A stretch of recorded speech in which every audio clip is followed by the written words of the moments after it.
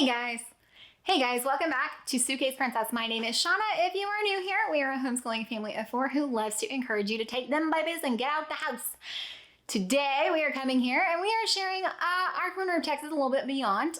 We are still talking about the fun things that we did in Dallas. And one of those things might not have ever crossed your mind to do. Let's talk about the George W. Bush Presidential Library.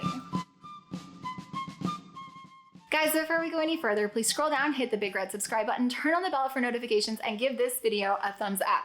Now, while you are down there, you can find links to what I am talking about. You can find us down in the comments or over on Instagram at Suitcase Princess. I know what you're thinking, a presidential library. Like, what? Why would I take my kids there? My kids have actually been to all 3 presidential libraries that are located in Texas. Now, not every president has a library, so you may not be close to one. But if you have an opportunity to be near a presidential library, they are kind of amazing, okay?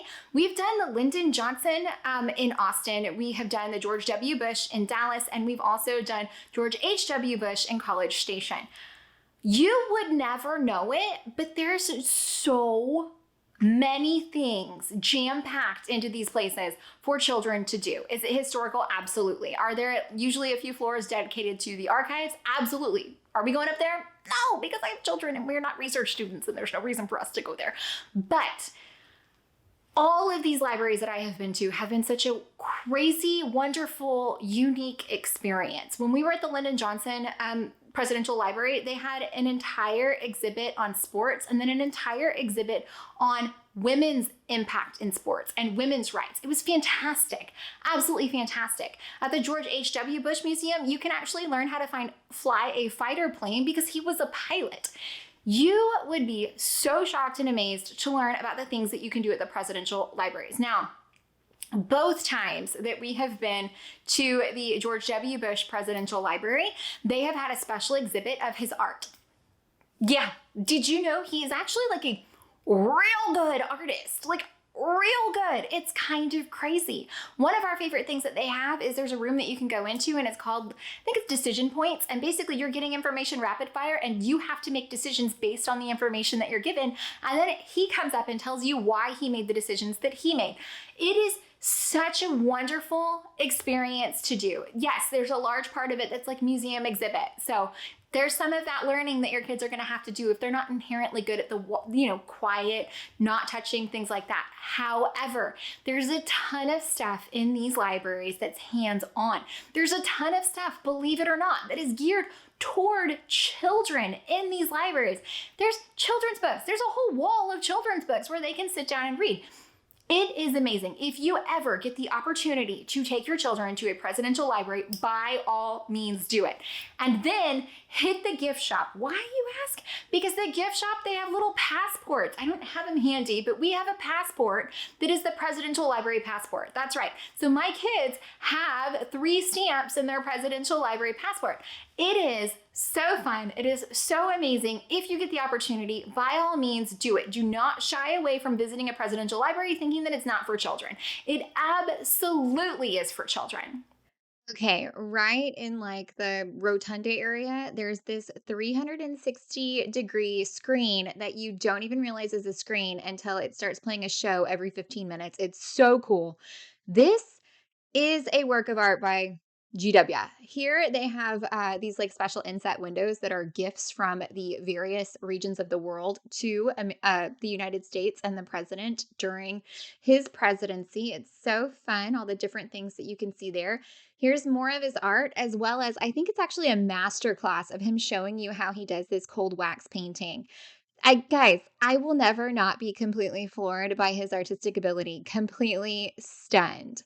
Here's another gorgeous painting, and here comes some birds, which my kids were just in love with because they're genuinely so good.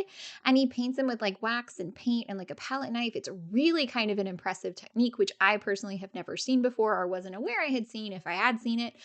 Gobsmacked, just gobsmacked. Okay, the special exhibit that they had was all about humor, cartoons, satire, these bobbleheads. There's a whole wall of presidential bobbleheads, which is so fantastic. It was so great. There was like a video playing that showed you how they kind of do the caricature art. There was recordings, there's talk show segments, there's the press dinner where they get together and crack up jokes. It was honestly such a fun and entertaining exhibit to go through. This is, you can match your comedy style to the different presidents. It just showed that it's such a high stress situation, but the way that they just keep it light is so fun. They've got all these framed political cartoons. Okay, so this is the start. In other presidential libraries that I've been to, they actually go through a lot more of like the start of the family, the childhood, but this one didn't. And I think that that might be because there's so much family history in his dad's museum. That was his path to presidency. Now, there's all these fun things that you can touch and see that really represent the different facets of his presidency, in everyone. This is how they do it.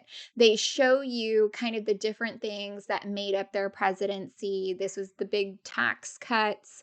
And then they had a big focus on education. So there was this wonderful little school bus the kids could get in. And I mean, honestly, George W. Bush is probably the maybe like a singular large presidential focus in my life, simply because it was the first presidential, reign that I genuinely remember. And that's because September 11th happened when I was a senior in high school. So really before him, I don't remember a lot. Like I remember the election was probably like some of my big, like formative initial memories of politics here in the US.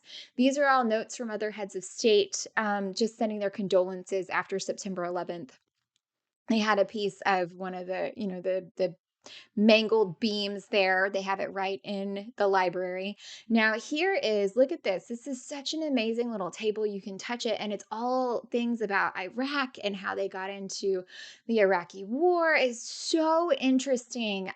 Iraq and Afghanistan here, and you can touch it and zoom it. And of course, kids these days know how to do it. There's a whole Oval Office area and a Rose Garden area, which they have set up to be their burial plots. So they recently had that redone to be their burial plots. And then this is back inside. As you can see, there's so much stuff for the kids to do. Everyone I've been to has a large focus on the pets, and I think that's just because people love pets. The kids had a great time. Maps of the White House. We got to look at where their bowling alley is and their indoor swimming pool, and it's so fun. And as you can see, you can help them light the menorah here.